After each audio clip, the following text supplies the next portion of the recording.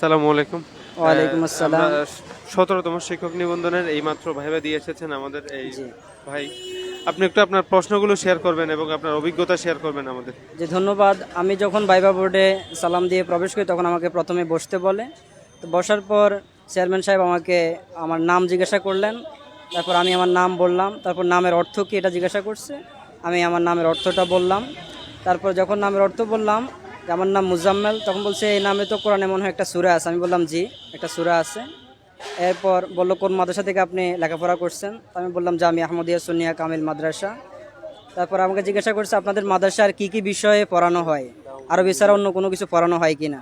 তাই বললাম যে অনার্সে আরবি ছাড়াও ইংরেজি, বাংলা, অন্যান্য সাবজেক্টও পড়ানো হয়, ইসলামের ইতিহাস। বলছে কামিলে কি কি পড়ানো হয়। আমি বললাম যে বুখারী শরীফ, উলুমুল কোরআন এগুলো পড়ানো হয়। তারপর উনি বললেন যে একটা অনুবাদ, যে অনুবাদটা আপনি একটু পড়েন। তখন একটা অনুবাদ দিল, আমি অনুবাদটা পড়লাম। এরপর সাইমন সাহেব বলল ঠিক আছে আপনি আসুন। তারপর আমি চলে টোটাল আসলাম। কয়টা প্রশ্ন করা হয়েছে? প্রায় 9-10টা প্রশ্ন করছে আমাকে। পরবর্তী যারা আসবে ওনাদের কি পরামর্শ থাকবে আপনার?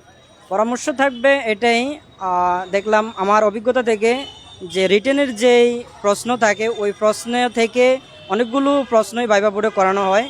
যারা পরবর্তীতে ভাইবা দিতে আসবে তাদের কাছে আমার অনুরোধ থাকবে তারা যাতে করে যে রিটেনের প্রশ্নটা ভালো করে দেখে আসে, কারণ এখান থেকে অনেক প্রশ্ন ভাইবা বোর্ডে করা হয়।